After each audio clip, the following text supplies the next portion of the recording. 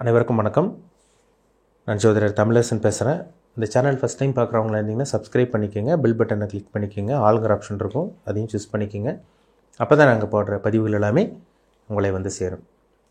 இன்றைக்கி நம்ம இந்த பதிவில் பார்க்க போகிற தலைப்பு நட்சத்திர பலன்கள். நட்சத்திர பலன்கள் பற்றி தான் நம்ம இந்த பதிவில் பார்க்க போகிறோம். அந்த வரிசையில் மிருகசீரிஷ நட்சத்திரம், மிருகசீரிஷ நட்சத்திரக்காரங்களோட வாழ்க்கை எப்படி இருக்கும், என்னென்ன கிரகங்கள் உங்களை ஆளுமை செய்யும், அதாவது என்னென்ன தசாபுத்தி போகும், வணங்க வேண்டிய தெய்வ வழிபாடு, என்ன தெய்வங்களை வழிபடலாம், எல்லாமே இந்த பதிவில் நம்ம டீட்டெயிலாக தெளிவாக பார்த்துடலாம். மிருகசீரிஷ நட்சத்திரம், ஒரு குழந்தை மிருகசீரிஷ நட்சத்திரத்தில் பிறந்துச்சுனாலே அவங்களுக்கு செவ்வாய் தசை தாங்க ஸ்டார்ட் ஆகும் ஸ்டார்டிங்லேயே. ஏன்னா செவ்வாயுடைய நட்சத்திரம் மிருகசீரிஷ நட்சத்திரம். கோபக்காரங்களாக இருப்பாங்க, அவ்வளோ சீக்கிரம் கோவம் வராது, மேக்ஸிமம் அவ்வளோ சீக்கிரம் கோவம் வராது மிருகசீரிஷ நட்சத்திரக்காரங்களுக்கு. ஆனால் வந்த மாதிரி இருக்கும். ஏன்னா செவ்வாய்ங்கிறது வந்து பார்த்திங்கன்னா நெருப்பு கிரகம். கோபத்துக்கு உண்டான பிளானட்டே வந்து பார்த்திங்கன்னா நவகிரகங்களில் 9 கிரகங்களில் கோபத்துக்கு உண்டான கிரகமே கோவப்படுறதுனால இது செவ்வாய் தான். கட்டுமஸ்தான உடல் கொண்டவங்களாக இருப்பாங்க மிருகசீரிஷ நட்சத்திரக்காரங்க, கட்டுமஸ்தான உடல் கொண்டவங்களாக இருப்பாங்க. முக்கியமாக சொல்லப்போனால் தைரியசாலியாக இருப்பாங்க. ஒரு தைரியசாலியாக சொல்லிடலாம். மிருகசீரிஷ நட்சத்திரனால ஒரு தைரியம் கொண்டவங்களாக இருப்பாங்க. ஒரு தைரியம், வீரம், விவேகம் மிக்கவங்க தான் மிருகசீரிஷ நட்சத்திரக்காரங்க. கோவம் வரும், அதே அளவுக்கு உங்களுக்கு குணமும் இவங்ககிட்ட இருக்கும்.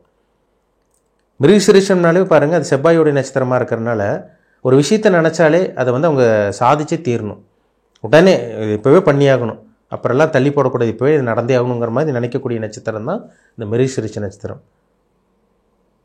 ஒரு சில பேர் மிருகசீரிஷ நட்சத்திரக்காரங்களால் பார்த்தா, ஒரு சில பேர் இவங்களை பார்த்தா அடுத்தவங்களுக்கு பயம் வந்துடும்.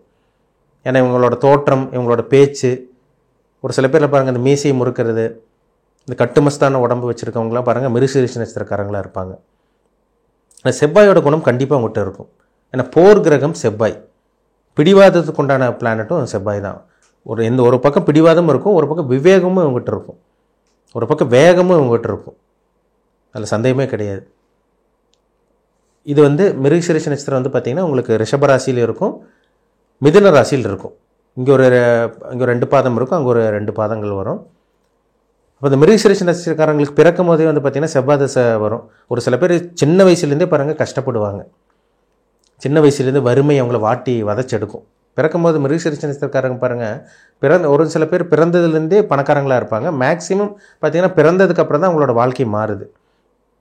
பிறந்ததுலேருந்து வறுமை, கஷ்டம் எல்லாத்தையும் அவங்க பார்த்துட்டு அதுக்கப்புறம் வந்து 2வது வரக்கூடிய இந்த ராகு திசை ஒரு சில பேருக்கு வந்து பார்த்திங்கன்னா வாழ்க்கையை மாற்றத்தை ஏற்படுத்தி கொடுத்துரும். ஏன்னா ராகு 18 வருஷம் திசை நடத்தும். ஏன்னா ராகு வந்து பாருங்கள் 2வது வரக்கூடிய ராகு திசை, மிருகசீரிஷ நட்சத்திரம் பாருங்கள் 2வது வரக்கூடிய ராகு திசை பிறந்த ஊர்லேருந்து, ஒரு சில மிருகசீரிஷ நட்சத்திரக்காரங்க பாருங்கள் ஒரு ஊரில் பிறந்திருப்பாங்க, அந்த ஊரில் இல்லாமல் வேறு ஊரில் தான் போய் செட்டில் ஆகிருப்பாங்க. இதெல்லாம் ஆட்டோமேட்டிக்காக நடக்கும், எல்லாத்துக்கும் கிடையாது. அது வந்து என்ன லக்னத்தில் பிறந்திருக்காங்க, நட்சத்திரத்துக்கு நம்ம பார்க்குறோம், என்ன லக்னத்தில் பிறந்திருக்காங்க, என்ன தசாபுத்தி போகுது, தசாநாதன் புத்திநாதன் வந்து சுபகிரகங்களோட தொடர்பு இருக்கா, அதுக்கு தகுந்த மாதிரி சில விஷயங்கள் மாறுபடும். ஆனால் பொதுவாக நம்ம மிருகசீரிஷ நட்சத்திரக்காரங்களுக்கு வந்து பாருங்கள் பிறக்கும் போது வந்து பிறந்த ஊரில் விட்டு வெளியூர் வெளிநாட்டில் போய் வெளி மாநிலம் போய் செட்டில் ஆகிற மாதிரி தான் வரும். உள்ளூரில் இருக்கிறது ரொம்ப கம்மி. இப்போ இந்த நட்சத்திரக்காரங்களுக்கு 2வது வரக்கூடிய ராகு திசை, வெளியூர் வெளிநாடு போகிறது, வெளிநாட்டில் போய் செட்டில் ஆகிறது, அங்கே போய் படிக்கிறது, இதெல்லாம் அந்த ராகு திசையில் நடக்கும். ஒரு சில பேர் ராகு திசையிலே தேவையில்லாத பழக்க வழக்கங்கள், இந்த 15-20 வயசுக்கு மேலே கெட்டு போயிடுறாங்க பார்த்தீங்களா, அவங்களுக்கெல்லாம் இந்த ராகு திசை நடக்கும். ராகு சனியோடைய செவ்வாயோட தொடர்பில் இருக்கவங்க சின்ன வயசில் கெட்டு போயிடுவாங்க, பிஞ்சிலே பழுத்துருன்னு சொல்கிறாங்க பார்த்தீங்களா, அது அந்த ராகு திசையில் நடக்கும். இது ராகு நல்ல கிரகத்தோட சேர்க்கையில் இருந்துச்சுன்னா கண்டிப்பாக ராகு வந்து ராஜயோகத்தை செய்யும். இவங்களுக்கு முக்கியமாக வரக்கூடிய தசை குரு தசை, அதாவது 25 வயசுக்கு மேலே நடக்கும் குரு தசை வரும். அந்த குரு தசை தான் ஒரு முக்கியமான பீரியட்னு சொல்லலாம். அந்த குரு வந்து லக்னத்துக்கு அவயோகராக இருக்கக்கூடாது. இப்போ நீங்கள் வந்து துலாம் லக்னத்தில் பிறந்திருக்கீங்க அல்லது ரிஷப லக்னத்தில் பிறந்தவங்களாக இருந்தீங்கன்னா மிருகசீரிஷ நட்சத்திரம், இதே நீங்கள் ரிஷப லக்னம் துலாம் லக்னத்தில் பிறந்தவங்களுக்கு அந்த குரு திசை 6 மற்றும் 8ஆம் அதிபதியாக வந்துடுவார். அப்போ அந்த குரு வந்து பெரிய யோகத்தை செய்ய மாட்டார், குரு வந்து கஷ்டத்தை தான் கொடுப்பார் அந்த டைமில் 16 வருஷம். இதே நீங்கள் வந்து மீன லக்னம், மேஷ லக்னம், கடக லக்னம், சிம்ம லக்னத்தில் பிறந்தவங்க, விருச்சக லக்னம், தனுசு லக்னத்துலலாம் பிறந்தவங்களுக்கெல்லாம் பாருங்கள் குரு திசை அருமையாக இருக்கும். குரு திசை வந்தவுடனே பாருங்கள் அந்த 3வது வரக்கூடிய திசை 25 வயசுக்கு மேலே பாருங்கள் நல்ல ஒரு வேலை கிடச்சி நல்லா செட்டில் ஆகி லைஃப்பில் நல்ல ஒரு இடத்துல தான் இருப்பாங்க, கவர்மெண்ட் ஜாபில் இருப்பாங்க, இவங்களுக்கு கீழே பாருங்கள், இவங்க ஒரு 25-30 வயசு தான் இருப்பாங்க, அவங்க 40-45 வயசுக்கு வந்து இவங்களுக்கு கீழே வேலை பார்த்துட்டு இருப்பாங்க. அந்த மாதிரி ஒரு விஷயத்த குரு தசை கொடுக்கும். என்ன காரணம்னா, குரு வந்து பூமியோட பெரிய கிரகம், நல்ல ஒரு கிரகம். இவங்க குரு மாதிரி, இவங்க சொன்னால் அடுத்தவங்க கரெக்டாக கேட்பாங்க. நல்லபடியாக அந்த குரு தசை கொண்டு போகும். அதாவது நான் சொன்ன லக்னங்களுக்கு பிறந்தவங்களுக்கு, துலாம் லக்னத்துக்கும் ரிஷப லக்னத்துக்கும் குரு வந்து சனியோடையோ ராகுவோடையோ சேர்ந்தால் அந்த 16 வருஷம் வாழ்க்கையை பால் பண்ணிடும். 16 வருஷம் வாழ்க்கை வீண் பண்ணிடும். லைஃப் நல்லா இருக்காதுங்க. கடன், நோய் பிரச்சனை, வம்பு வழக்கு பிரச்சனை, விபத்து சந்திக்கிறது, ஊரை விட்டு கடன் வச்சு ஊரை விட்டு ஓடி போகிறது, இதெல்லாமே இந்த குரு திசையில் நடக்கும். அதாவது துலாம் லக்னக்காரங்களுக்கும் ரிஷப லக்னக்காரங்களுக்கும் குரு வந்து சனியோடையோ ராகுவோடையோ செவ்வாயோட சேரக்கூடாது. ரொம்ப முக்கியம். அடுத்து சனி திசை வருங்க. மிருகசீரிஷ நட்சத்திரக்காரங்களுக்கு பிறக்கும்போது வந்து பார்த்திங்கன்னா செவ்வாய் திசை முடிஞ்சு, ராகு முடிஞ்சு, குரு முடிஞ்சு, சனி திசை 4வதாக வரக்கூடிய சனி திசை 19 வருஷம் சனி திசை நடக்கும். அந்த சனி திசையில் பெரிய ஆளானவங்க ஜாஸ்தி. 40 வயசுக்கு மேலே வரக்கூடிய அந்த சனி திசை பாருங்கள், மிகப்பெரிய ஒரு உயரத்துக்கு கொண்டு போகும். பொதுனால சனி கெட்ட கிரகம்னு நினச்சிட்டு இருக்காங்க. கெட்ட கிரகம் கிடையாதுங்க. சுபகிரகத்தோடு சேர்ந்தால் அவர் சுபர், பாவகிரகத்தோடு சேர்ந்தால் ஒரு பாவராக மாறிடுவார். சனி வந்து இது மகர லக்னம், கும்ப லக்னத்தில் நீங்கள் பிறந்து கன்னி லக்னம், துலாம் லக்னம், மிதன லக்னம், இவங்களுக்கெல்லாம் பாருங்கள் சனி வந்து ராஜயோகத்தை செய்யும். இது சனி வந்து 3, 6, 10ஆம் இடத்தை விட 11ஆம் இடத்துல இருக்க சனி நல்லது. 3, 6, 11ஆம் இடத்துலேருந்து சுபரோட சேர்க்கை, குருவோட தொடர்பு, சுக்கிரனோட தொடர்பு இப்படியெல்லாம் இருந்துச்சுன்னா, வளர்பிறை சந்திரனோட பார்வை சேர்க்கை இருந்துச்சுன்னா, சனி வந்து 19 வருஷம் சனி திசை 50 வயசுக்கு மேலே, அந்த 40 கிட்டத்தட்ட ஒரு 40 வயசுக்கு மேலே இந்த சனி திசை வந்து பெரிய ராஜயோக ஒரு திசைன்னு சொல்லிடலாம். ஒரு அருமையான ஒரு விஷயத்தை அவங்க வாழ்க்கையில் பார்ப்பாங்க. நிறைய ஒரு ஆடம்பரமான ஒரு சொகுசு வாழ்க்கை, நிறைய பொருட்கள் வாங்குறது, நிறைய ஊருக்கு போகிறது, சுற்றி பார்க்குறது, வேலையாட்கள், இவங்களுக்கே வேலையாட்கள் நிறைய பேர் இருக்கிறது, இதெல்லாமே இந்த சனி திசையில் நடக்கும். சனி நல்லா இருக்கணும், நான் சொன்ன மாதிரி நல்லா இருக்கணும். கடக சிம்ம லக்னக்காரங்களாக இருந்தீங்கன்னா, நீங்கள் மிருகசீரிஷ நட்சத்திரத்தில் பிறந்து கடக லக்னம் சிம்ம லக்னத்தில் பிறந்தவங்களுக்கு சனி திசை கண்டிப்பாக வேலை செய்யாது. அப்படியே அவர் வேலை செய்கிற மாதிரி இருந்துச்சுன்னா அவர் வந்து மறைமுகமாக கெட்டு போகணும். 3, 6, 11ஆம் இடம் இந்த மாதிரி இருந்து சுபகிரகத்தோட சேர்க்கை இருந்தால் சனி வந்து நல்லது பண்ணிட்டு போயிடுவார். பொதுவாகவே கடக சிம்ம லக்னக்காரங்களுக்கு சனி நல்லது பண்ணுறது கிடையாதுங்க, அதுதான் உண்மை. இப்படி தான் உங்களோட வாழ்க்கை போகும். மிருகசீரிஷ நட்சத்திரக்காரங்க வணங்க வேண்டிய தெய்வம் என்னன்னு கேட்குறீங்க. நீங்கள் வந்து செவ்வாயுடைய நட்சத்திரத்தில் பிறந்தனால முருகர் வழிபாடு உங்களுக்கு சிறப்பான ஒரு பலனை கொடுக்கும்.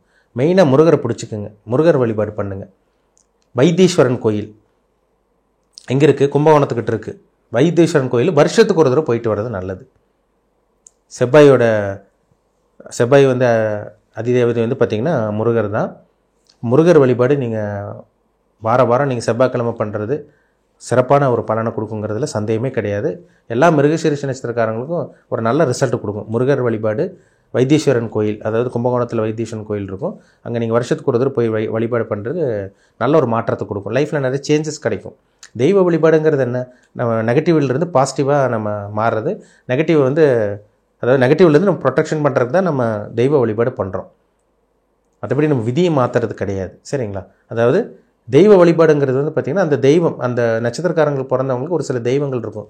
அந்த தெய்வத்தை நம்ம கெட்டியாக பிடிச்சிட்டோன்னா அது ஒரு சில மாற்றங்களுக்கு, நம்ம வாழ்க்கையில் சில மாற்றங்கள் நடக்கும், சில பாசிட்டிவ் வைப்ரேஷன் கொடுக்கும், நல்லது நடக்கிறதுக்கு சில உறுதுணையாக இருக்கும்னு சொல்லிடலாம். அதனால் முருகர் வழிபாடு ரெகுலராக பண்ணிக்கோங்க. செவ்வாய்க்கிழமை பண்ணுறது ரொம்ப விசேஷமாக இருக்கும். எல்லா மிருகசீரிஷ நட்சத்திரக்காரங்களும் அது பண்ணுறது ஒரு சிறப்பான பலனை கொடுக்குங்கிறதுல சந்தேகமே கிடையாது. உங்கள் தனிப்பட்ட ஜாதகத்தில் என்ன தசாபுத்தி போகுதுன்னு பாருங்கள், ரொம்ப முக்கியம். என்னதான் நீங்கள் கோபக்காரங்களாக இருந்தாலும் பிடிவாதக்காரங்களாக இருந்தாலும் ஒரு சில குணமும் உங்கள்கிட்ட இருக்கும், நல்ல குணங்களும் இருக்கும். ஏன்னா நீங்கள் ரிஷப ராசிலையும் மிதுன ராசியில் தான் பிறந்திருப்பீங்க. அது சுபருடைய ராசிங்கிறனால அது சில விஷயங்கள், பாசிட்டிவான விஷயங்கள் கண்டிப்பாக கொடுக்கும். ஆனால் தனிப்பட்ட ஜாதகத்தில் என்ன தசாபுத்தி போகுதுன்னு பாருங்கள், ரொம்ப முக்கியம். ஒரு தனிமனிதனுடைய ஜாதகம் தான் ரொம்ப முக்கியம். என்ன வயசில் இருக்கீங்க, என்ன தசாபுத்தி போகுது, உங்கள் ஏஜ் என்னென்ன விஷயங்கள் நடக்கும், எந்த விஷயத்தில் கேர்ஃபுல்லாக இருக்கணும், என்ன பண்ணலாம், என்ன பண்ணக்கூடாது, இது ஜாதகத்தை பார்த்தா தான் நம்ம துல்லியமாக சொல்ல முடியும். என்ன தொழில் பண்ணலாம், என்ன பிஸ்னஸ் பண்ணலாம், என்ன வியாபாரம் பண்ணலாம், அரசாங்க வேலை கிடைக்குமா கிடைக்காதா, எப்போ கல்யாணம் ஆகும், எப்போ நீங்கள் செட்டில் ஆவீங்க, எப்போ புத்திர பாக்கியம் கிடைக்கும், எல்லாமே அக்யூரேட்டாக நம்ம ஜாதகத்தை பார்த்தா தான் துல்லியமாக தெரிஞ்சுக்க முடியும். உங்கள் பிறப்பு ஜாதகம் பார்க்க விருப்பப்பட்டீங்கன்னா கீழே இருக்க வாட்ஸ்அப் நம்பருக்கு ஜாதகத்தை அனுப்பிச்சுடுங்க, அப்பாயின்மெண்ட் வாங்கிக்கிங்க. தனிப்பட்ட ஜாதகத்தை பார்த்து டீப்பாக தெளிவாக நம்ம துல்லியமாக பார்த்து தெளிவாக தெரிஞ்சுக்குவோம். மீண்டும் அடுத்த பதிவில் சந்திக்கும் வரை உங்களிடமிருந்து விடைபெறுவது உங்கள் ஜோதிடர் தமிழரசன். இந்த சேனல் பிடிச்சிருந்தா உங்கள் நண்பருக்கு, உறவினருக்கும் ஷேர் பண்ணுங்கள், லைக் பண்ணுங்கள், சப்ஸ்கிரைப் பண்ணுங்கள், பெல் பட்டனை கிளிக் பண்ணிக்கோங்க, ஆளுங்கிற ஆப்ஷன் இருக்கும், அதையும் சூஸ் பண்ணிக்கோங்க. அப்போ தான் நாங்கள் போடுற பதிவுகள் எல்லாமே உங்களை வந்து சேரும். நன்றி, வணக்கம்.